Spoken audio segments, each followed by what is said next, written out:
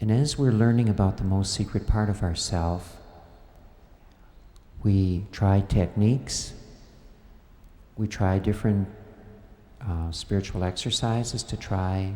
We're using our creativity essentially to learn how to work with Divine Spirit, how to come in harmony with life around us. And one of the echists here in this area, she put down a whole bunch of little notes, a card, all kinds of things like connect with spirit, self is soul, and she'd write these on a little card, and she'd put them into a basket face down. And they were usually neutral themes of one kind or another, so that Divine Spirit would have a chance to work with her.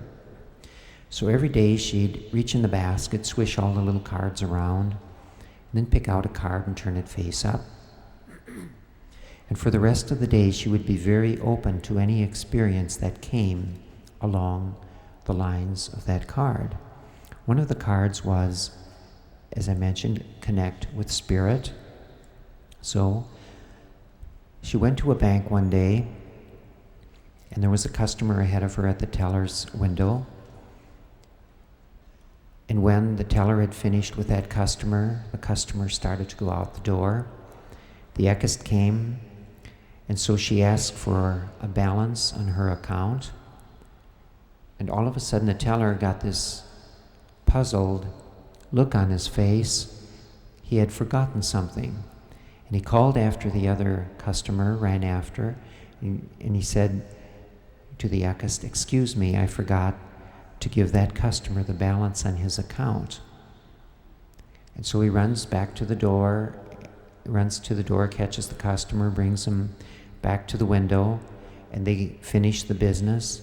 And after that's all finished, then the teller serves the echist. But she realized that sometimes Divine Spirit works through us as channels.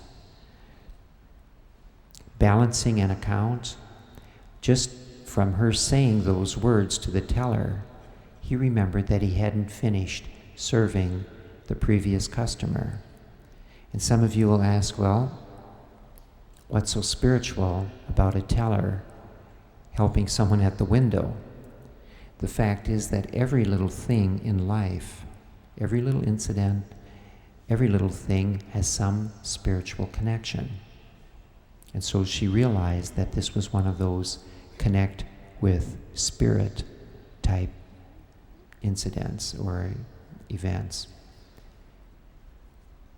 And then with the same theme, connect with spirit, one of the friends in the office, one of her friends was leaving. They had all said their goodbyes.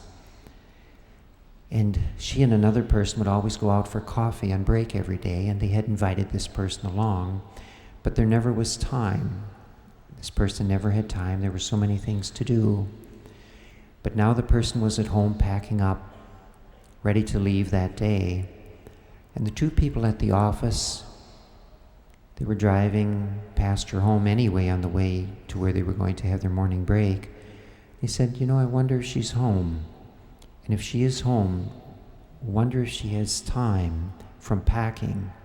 Oh, maybe she does, maybe she doesn't. They spent a few minutes, they said, let's go see. Drove into the driveway just as their friend was packing some things, and they said, "Hey, would you like to come and have coffee with us?" She said, "Sure, love to."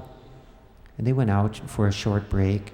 They sat there and they were telling stories and the like, but they found that their friend had fears about leaving the job that she had just had with her two friends here and going out into the great unknown. And she had very many fears about the future. But her friends sat there with her, and they told stories, they laughed, and they had a good time recalling some of the funny things that had happened to them at work.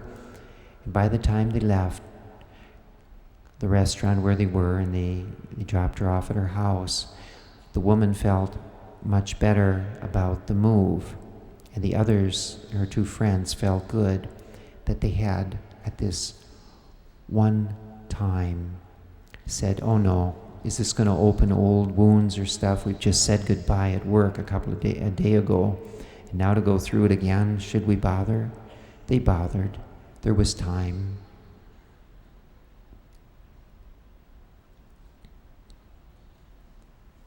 Another card that she used as a spiritual exercise was self as soul. She was to give an introductory talk at this certain place, and when she got there, there were some people there already. She walked into the room, and the stranger called out to her, and she says, "Hi, how are you doing?"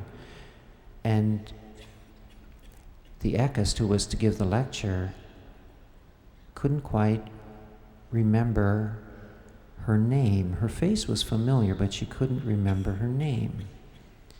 And so the two women talked, and the other woman said, actually, I know your name because it's on the program.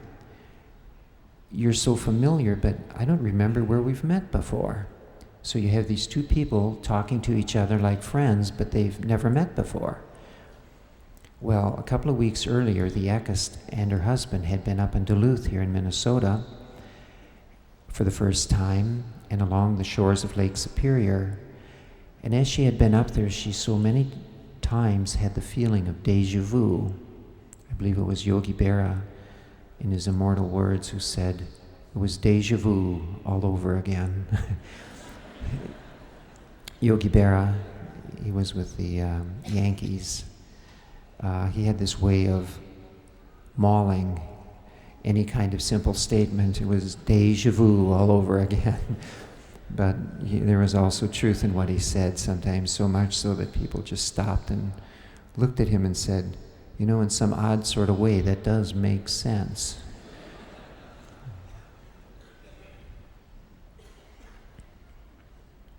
And so at this point she realized, she never found out at that time where this acquaintanceship had formed from, but she realized that any event, no matter how insignificant to her, for instance, an introductory talk attended by a number of friends and strangers, but there was a golden thread that runs through every event. And the golden thread is the divine love of the Holy Spirit that comes directly from on high, from God.